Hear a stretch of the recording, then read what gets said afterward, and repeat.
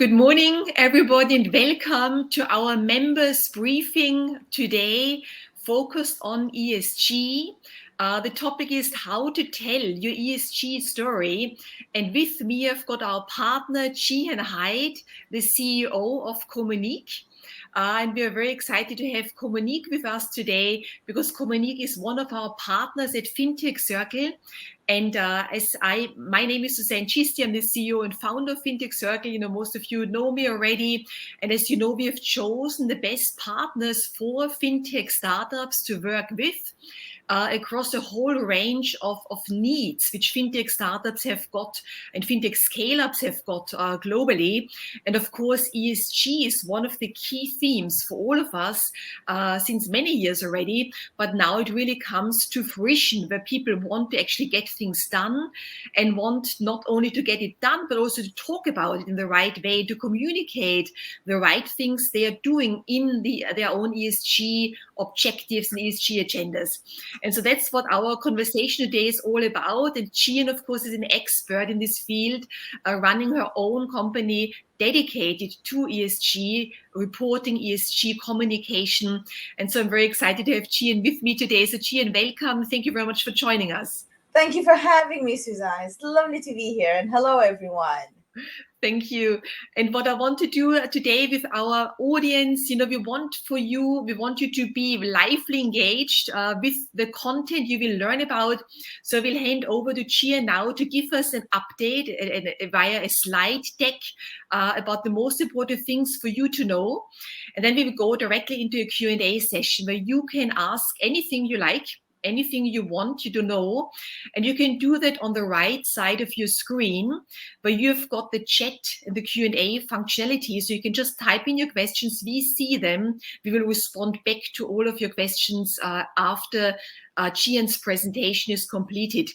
The whole webinar will be recorded as well, so we also will be able to review it, share it with your colleagues who might not be able to join today. So we are able to record it and also put it on the FINTECH Circle website afterwards as well. And if you want, of course, to reach out to us, we will also share the contact details of Gihan afterwards. So with that said, Gihan, I would love to hand it over to you now and to talk about the rise of ESG communication. Thank you. And good morning, everyone. Good afternoon, wherever you're located. Lovely to be here. So as Susanne has kindly said, I am Gihan Hyde, and I am the founder and CEO of a startup called Communique. What we specialize is we help you as startup and scale up to communicate your environmental impact, your social impact, and your governance strategies. But before we dive into what we really do and how we do and how we help you, I'd love to have and hear your views on a poll. So if we look at why are you interested in ESG? So I want to understand, is it because you want your business to be part of saving the people and planet? Is it because you want to be you're doing it because the government regulation and investors are expecting it from you, or you actually know nothing about ESG? So please let me know your thoughts.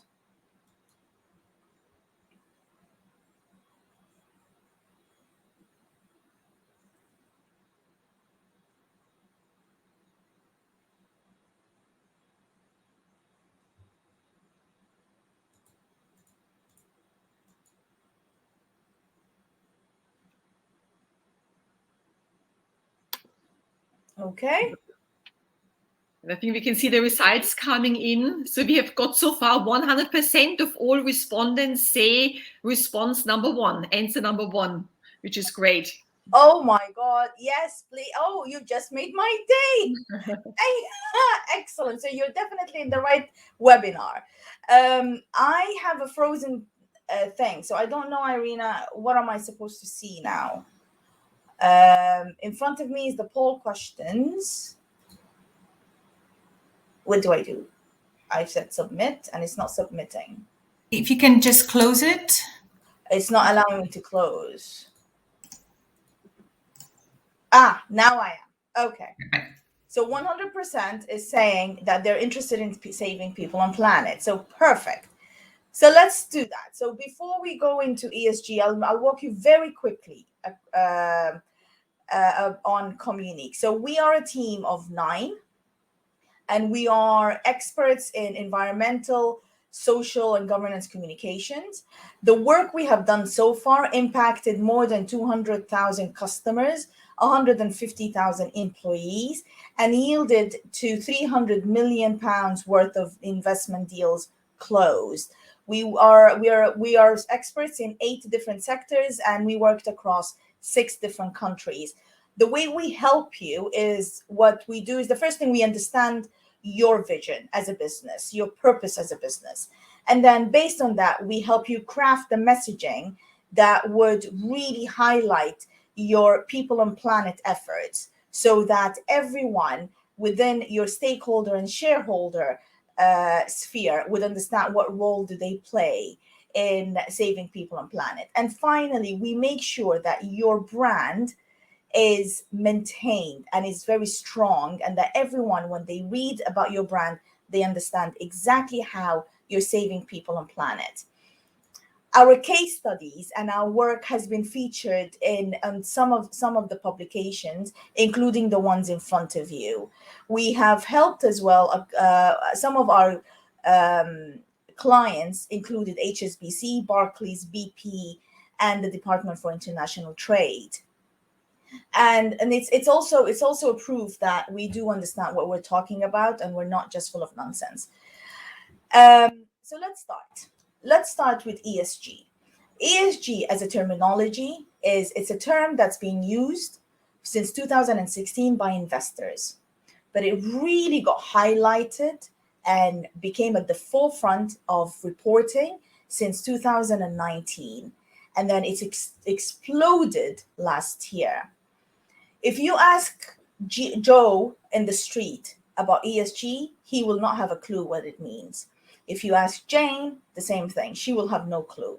Jane and Joe in the street will know ESG as CSR or sustainability. Why? Because ESG is a pure terminology used by investors, and it's the activities that investors look into before they decide where and how they and who they should invest in. Let's start with the environmental. The environmental is basically how your company is impacting the environment that's operating in, and it's impacting the planet, or our planet, basically. Some of the factors that you would need to, some of the activities that you would need to report on include the ones that I've highlighted here. But the easiest, and it depends on your sector, it depends on the size of your company, and it also depends on the government that you're operating in. So sometimes you're not even required to report on your ESG because you're in a country that doesn't require you yet. But if you are within the environmental, some of the activities you need to report on would include offsetting your carbon, for example, how are you using your energy? How is your buildings that you're operating in, are they green? Are they sustainable? The water that you're using, how are you measuring how much you're using? How are you recycling it? So these are some of the examples. I'm going to now show you a film that would explain to you how you bring your environmental activities to life. This film is by an online bank called, an online payment company called GoHenry. And it is a prepaid debit card. For those of you who don't know the company, it's a prepaid debit card aimed at children between the age of 8 to 16. And the aim is to help these children to understand the importance of money, should they spend it wisely, and basically how they should, and it's all about financial wellness, basically. So Irina, if you don't mind, can we play this film?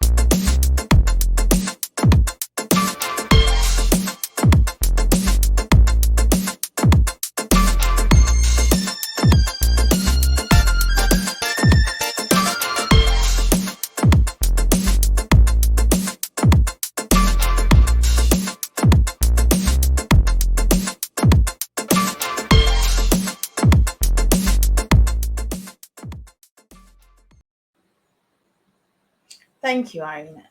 So this is the environmental.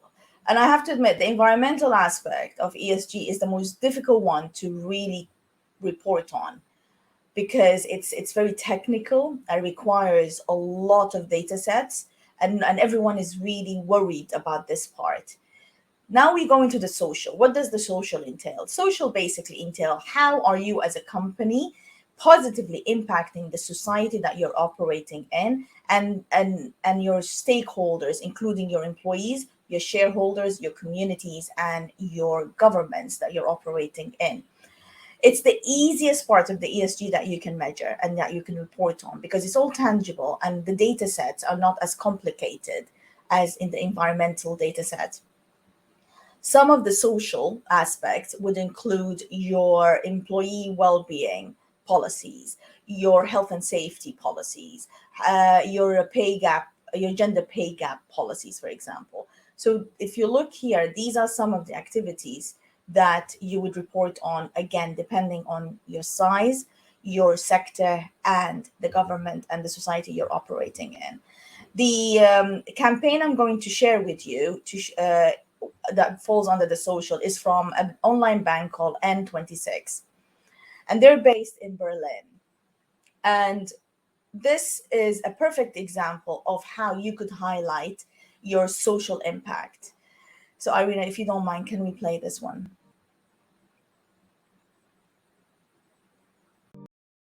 N26 has made significant progress in equalizing the gender balance among senior positions. Giving a voice to employees to share their stories is also crucial. N26 runs a women employee resource group. Those are just a handful of the internal initiatives in place. N26 also uses its platform and voice externally, championing change and making a difference. By empowering women to live and bank their way, we're giving them the tools to achieve their independence. Now, N26 is highlighting a different kind of gender imbalance: banknotes. Have you ever noticed that the majority of world currencies feature men, but very few feature women? Only 12% of the world's most valuable banknotes depict a woman. And N26 believes that representation matters. That's why they developed an augmented reality filter to place famous women on global currency, inspiring change and giving female leaders the visibility they deserve. Head to N26 Facebook and Instagram pages to help spread the message. Try out the filter yourself or share with friends. You'll find the link in the description. Despite these empowering initiatives, there's still plenty more to be done. This March, Women's Month, N26 will dedicate its in-app donation button to the cause. Go to the app and support women's digital inclusion today. If you believe representation counts, speak up in the comments or subscribe to our YouTube channel for more content like this.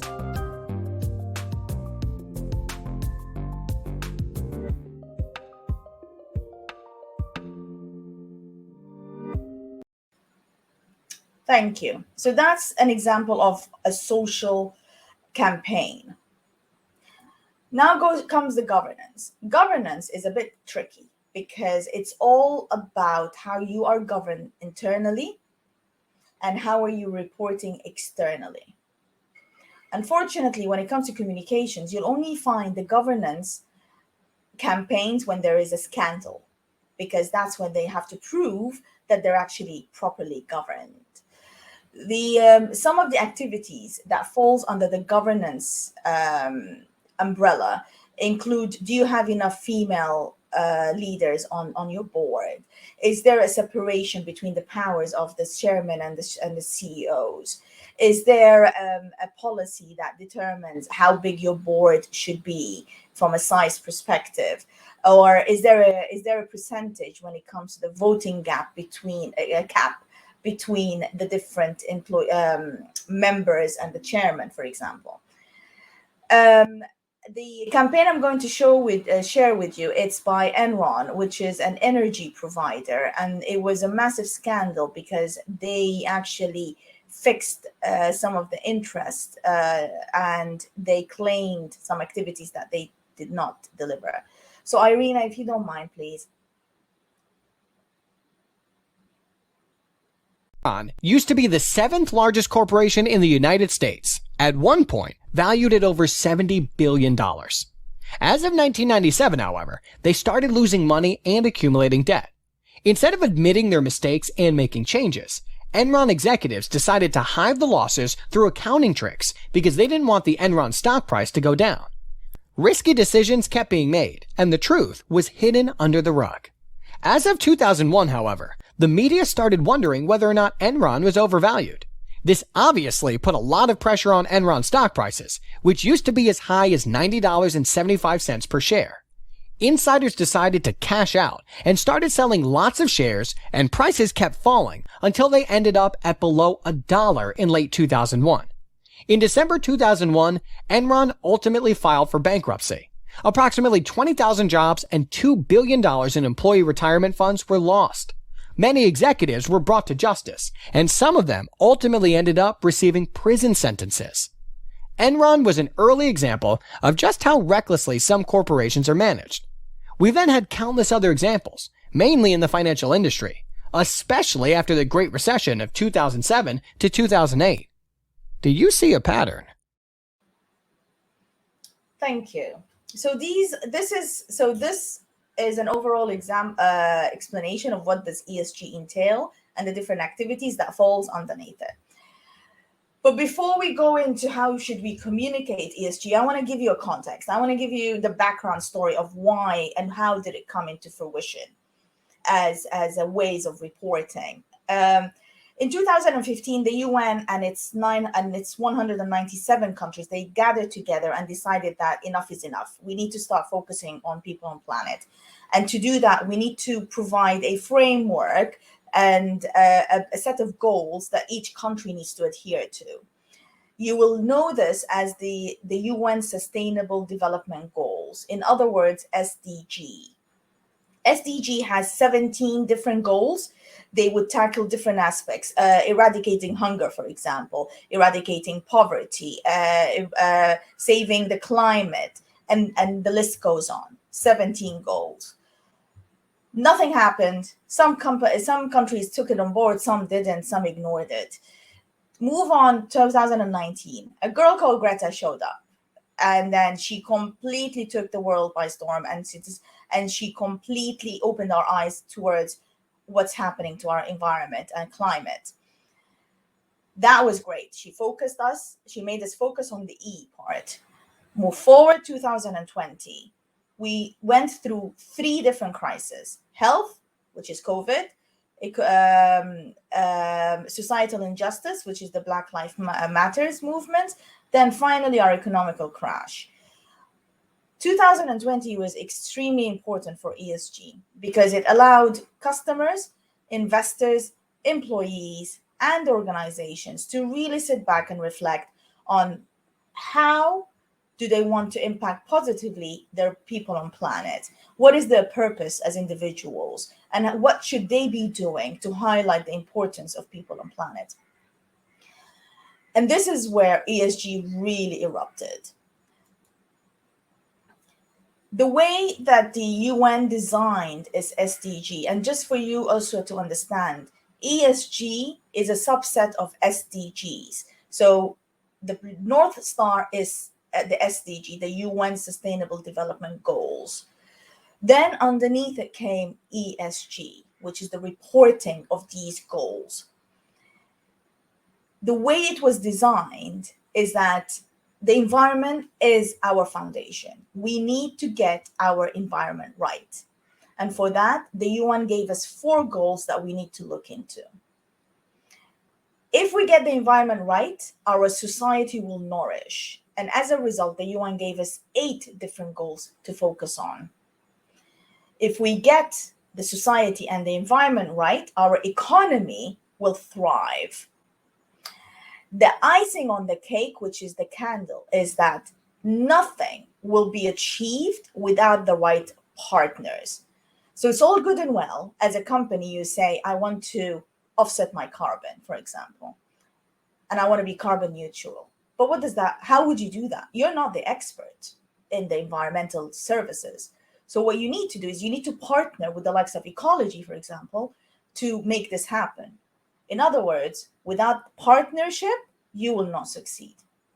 So that model is the UN model. Then comes Gihan and Communique's model, which is without the tray and a solid tray that holds this cake, which is the tray of communications, your cake will fall. Communication is the foundation for your ESG storytelling and ESG activities. You need to get it right. If you don't get it right, you will fail, without a doubt.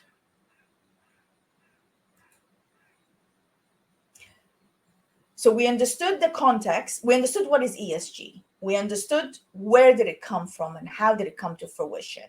Now let's talk about data, which is the closest to my heart. I love my data. So why should we focus on it now? We need to focus on it because 77.8 billion of asset under management funds, as we speak, have rebranded themselves as sustainable funds. 84% of the global investors and asset owners currently are looking into investing only in ESG-focused businesses. PwC conducted a worldwide survey that included 1,000 CEOs from tech and fintechs. And the results that came back indicated that 800 out of this 1,000 CEOs, they said that the environment and the climate change is the biggest risk to the growth of their companies. The same survey stated that 79% of CEOs agree that for their organizations to grow, they really need to shift into green technology and economy. The UK launched a new consumer report. I think it was by the Office of National Statistics from memory. And it stated that 1 in 3 of our consumers are now becoming conscious buyers. So the bank, they will only bank with a conscious bank. They will only buy from a sustainable company, and they will only buy from green products. Deloitte launched a new report about millennials and Gen Zs and what do they want. And 80% of millennials and Gen Z, and please bear in mind, by 2025, 50% of our populations are going to be millennials and Gen Zs.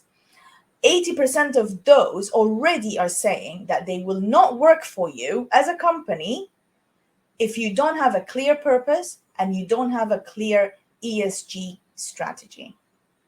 So this is some of the data. There's so much more, so many more datas. Okay, so now that I've walked you through the whole story of ESG and why is it important, I'd like to now understand more about what's stopping you from becoming ESG focused until now. So Irina, do you mind if we launch the second poll, please? So the way I've asked this question is it because you don't know where to locate the right partner for you to help you? Or is it because you don't have the capital for you to spend in embedding it? Or is it because it's not really yet a priority for you and it won't be until you're asked to by your regulators?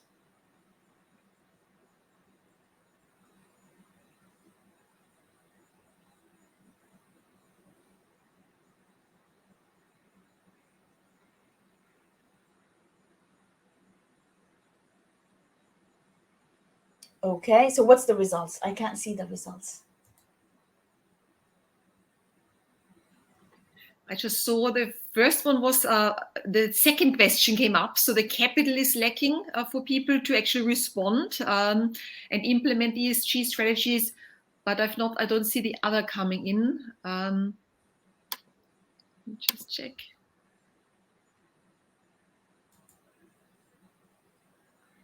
Okay, now we've got the question again. So I just respond again here.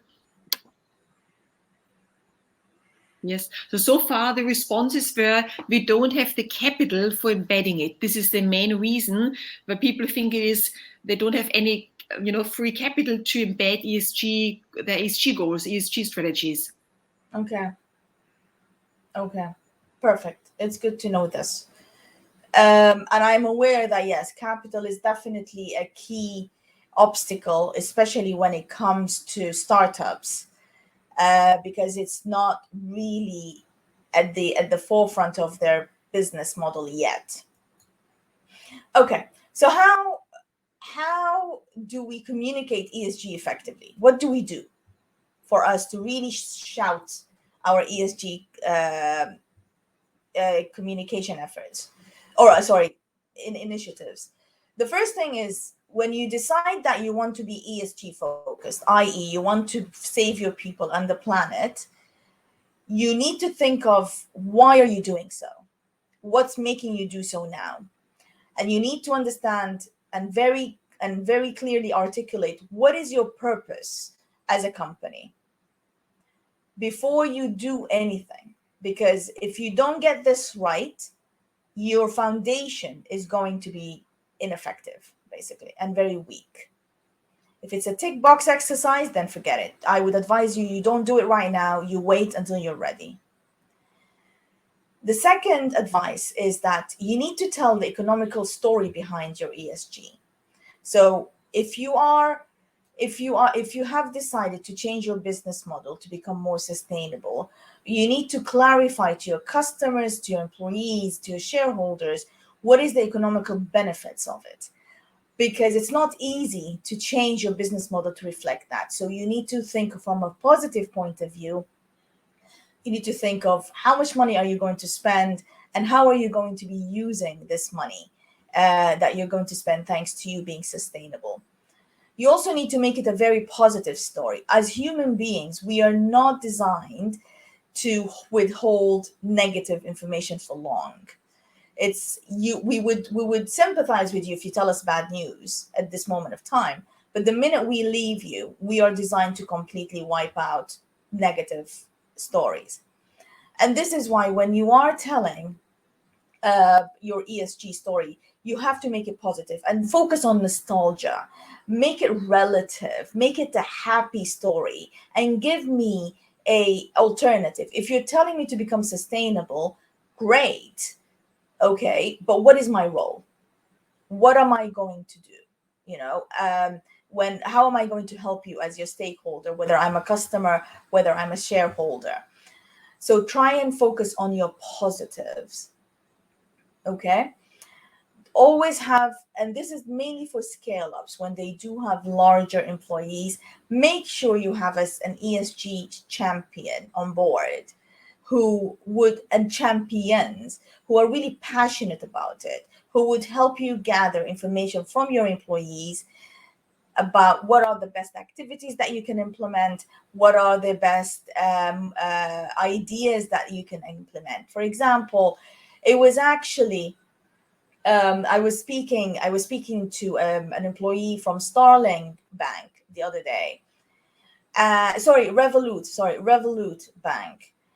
And I asked them, how are you living and breathing Revolut's sustainability efforts? And he was like, I am super, super proud of what we're doing. As an employee, I actually helped Revolut to onboard 4 charities that would help us protect our people and protect our planet. And the only reason I did so is because I was given the opportunity to speak up and to share my ideas with the sustainability teams. These 4 charities are now helping us to protect the environment in different parts of the world, but from a biodiversity. So that's an amazing success stories by assigning a champion. The other, number 5, make it relevant. Tell me the holistic story. We're so good at focusing on a campaign, taking it, designing it, and then launching it, and then forgetting about it. That's not going to wash with ESG. You need to give me a whole story. To give you an example, with Go Henry, it's all good and well. You've launched an eco card. Perfect. But what do you want me to do with it? How do you want me to maintain living a sustainable life. How is that related to Go Henry's purpose? They haven't done that. They just focus on the product and how the product is going to save the planet. But what about me? I'm your customer. Tell me how, if I buy this, yes, fine, you've planted a tree, but then what? But if you tell me every time you are planting a tree, you are saving this amount of people who are living in the community, let's say, or this type of species, you're giving me a holistic story. Okay. Now, the number 6 is to normalize your ESG communications. Don't make it haphazard as well. Don't just pick a month, like say water month or earth month, and just communicate that. Make it as part of your day-to-day communication messaging. And by normalizing it, you are changing our behavior as your customers, but you're also making it part of your mindset within your company. So this is my advice on how you should be communicating ESG. And that is it for today. Is there any questions? Fantastic, Gihan. Excellent presentation and super interesting topic. And I think you explained it so well. And I love the picture with the cake. I think this cake picture really brings it to life, how the Sustainable Development Goals are the basis for our ESG principles, and how communication is the tray, carrying it all together so that we talk about our ESG activities properly. So super interesting. And I want again to invite our audience to ask questions. You can do that on the right side in your box on the screen. Just type in any questions you've got and we will respond to them. The first question I've got here for you, Gihan, this is about greenwashing. We hear a lot about greenwashing. And as we talked about in this example you made about Enron, some people, Enron was a scandal, global scandal, which I think shocked the whole world. But there's so much greenwashing going on where companies who might not be as green as they claim, say that they are doing everything for the environment and they are doing lots of things which are ESG compliant, but in reality maybe they're not. So how can we ensure, and how can fintech companies who want to do the right things ensure that they do not get accused of greenwashing, and how can we make sure that what we communicate is accurate and can be evidenced? There's 2 ways you need to do so. Number 1, you need to have a communications partner who would actually ask you the difficult questions, who would push and push and push and ask, is this really true? Is this really true? By having the right communication partner who would push the boundaries, it will also make you think about the data that you're collecting. Susanne, the problem we're having with ESG is the data is not accurate, and specifically with the environmental part. No matter what we say, no matter how we say it, it's never going to be accurate yet, because we don't have the technologies to help us. We don't have the technical capabilities yet in place. But the one advice I always give my clients whom I'm working with at the moment is that be transparent.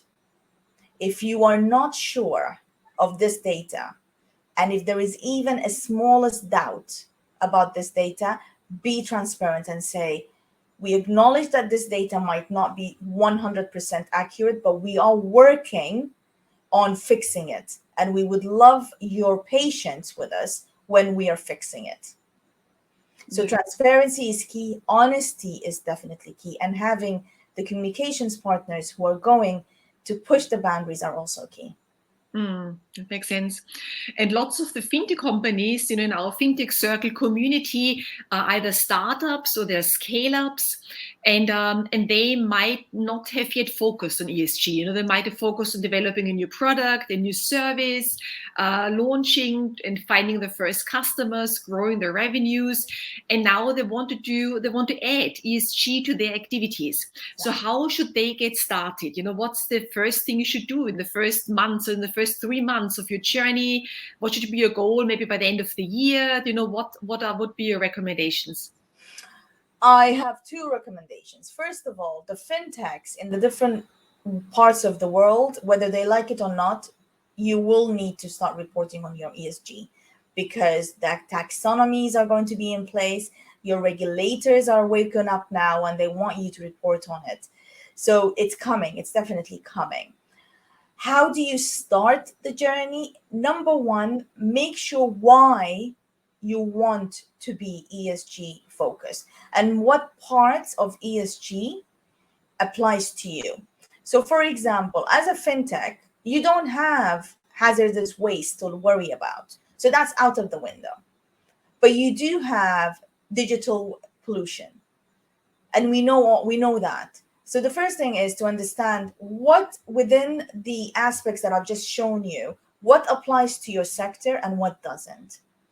Once you do this, once you define these aspects, you go back to my first advice. Figure out your purpose. Why do you exist as a company, and how are you helping whoever you're helping through your products and services? And the third one is to find the right partners who would come in and help you. And they're the technical partners. I'm not talking about consultants. They need to be technical ESG partners who would help you to reshape your business model to reflect your new directions. And these are my advices. That's excellent, Gihan. You talked about digital pollution, which I'm sure is a topic which all fintech companies are most maybe create. How do you define that digital pollution? How can you measure that actually? It's very difficult. It is extremely, extremely difficult to measure digital pollution. And to be honest, Susanne, I'm not the expert in the digital pollution, but the information that's coming out of the experts is frightening. It's absolutely frightening. The other day I saw on Twitter, I follow this gentleman who talks about all things digital solution. His name is Jerry Maguire, interestingly enough. And he was saying, by us even just charging a iPhone, we are killing X amount of trees, apparently. And I was like, really? But how did you know that? How? And apparently he was also saying about Zoom. So Zoom consumes more energy than Teams. Sorry, less energy than Teams, for example. So it's all information, but I can't see proof, to be honest. And that makes me worry. And he don't get me wrong, I'm not saying he's wrong. I just would love for us to understand, where did he get this information and how is he measuring it? And this is where I'm saying, be positive. Don't shock me by telling me I'm killing trees because I'm charging a phone. Tell me, okay, you're killing trees, but this is the things, these are the solutions that you could do to help us and help the environment. Give me a solution. Don't leave me hanging. Yes, makes sense. Totally. Especially as we are all charging our phones every day, so we need a solution for that. That's really interesting. And then I think, we are all often using too many acronyms, and of course, ESG is an acronym, SDG is an acronym. Another one is CSR, corporate social responsibility. And how, maybe can you explain, how does ESG differ from CSR? So a lot of people think CSR is ESG and ESG is CSR. It's not, okay? Corporate social responsibility is a set of activities that showcases that the company is accountable to having a positive impact on the society it operates in, on its stakeholders, and on its environment. It's a set of activities that normally, until today, is being governed and being determined and being responsible or looked after by communications teams. But if you look at the CSR report, it's very intangible. There is not a lot of data sets. So it won't really help investors to determine if this company is really green or not. However, as ESG is different. ESG is a data set full of data that highlights how are you impacting your environment, how are you impacting your society, and how are you being governed. And that's the difference. So think of it this way. CSR helps a company to be accountable. ESG helps a company to measure its accountability activities and its ESG activities. Excellent, Gihan. I think we're coming to the end of our webinar, but one question, the last one I've got for you, is as a result of our polls. So the first poll, where you ask, why are you interested in ESG, said that all of our audience members would like their business to play a part in saving people and saving the planet. Which was incredible, 100% said that. In the second question, when you said what stops you from embedding it, 75% admitted it's not to have enough capital for embedding it. And so I wanted to ask you, how much does it cost? How much does it cost to find the right partners? Or is it so expensive to get started? Because it seems like people are worried, that they can't afford to do it, basically. So what would be your advice to start it at a low cost, for those fintech companies who have got, budget limitations? What would be the best way of doing that in a low cost environment? There are some partners out there that are not expensive. And if you get them on board, you would at least be in the right track. So for example, there is a movement called B Cooperation.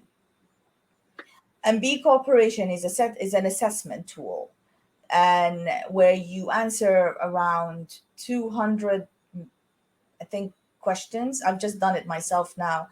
200 questions. And through answering these questions, it actually introduced me on how I can change my own business model to make it more sustainable. And the assessment is for free. So go into B Corporation, answer the questions, and it will give you the indication of what you need to do to become more sustainable from a business model perspective. So that's the first step. That's cheap. Then after you do that, you can start small. You can sign up into the Better Business Act. And that is a UN initiative. And basically when you sign up to that, it's you telling everyone around you that you are committed to saving the people on planet. And when you also do that, they will then send you information on what's happening and how you could do so very economically, cheaply. The third thing that you could do, there is another movement called 1% for the Planet. 1% for the Planet was launched by Patagonia, which is the most sustainable business in this world. I mean, you are talking about 100%. It's amazing. It is the pinnacle of sustainability. This movement is a dedication of you dedicating 1% of your profits to saving the people on planet. So that's cheap, and that's towards the right step. Then, if you want to offset your carbon emission, your carbon emission, there are companies such as Ecology, for example. And what they do is they partner with you. I think you pay a very small fee. I genuinely don't know how much. But I can easily tell you once, because I'm planning to do the same. What they do is they work with you to understand how much your carbon emissions are. And based on that, they would then plant trees to offset your carbon accordingly. And that's very cheaply done. Okay. So there are a lot of parts. There's a lot of ways you can start the journey. I'm not saying completely go and change your business model, but you can start small and then grow, because by starting small, you're showcasing that you're committed and you're just trying to figure your way out. It's not way into the sustainability journey. And if you want more information, please do get in touch with me. I'm happy to advise you and guide you through what partners you can partner with. Fantastic, Gihan. I think it was excellent. So I just want to go back just to share your contact details, which we have got here on the slides. So Gihan at Communique.global. Gihan also is on Twitter and also on LinkedIn and also obviously on a wonderful website. What we will do, we will share your slides, Gihan, if you're okay, with all the attendees today, with all our FinTech Circle members, so they will receive them as well. And also wanted to thank you very much now for joining us today for this member briefing, because I know the topic is in high demand and so many are interested to learn more and educate themselves better. I think you've done a great job in explaining it so well, so it really sinks in, and we know what we need to do to improve, our planet and our impact on the environment, on social and governance issues. So Gihan, thank you so much for your time, and we're looking forward to speak to you very soon. Thank you so much. Thank you.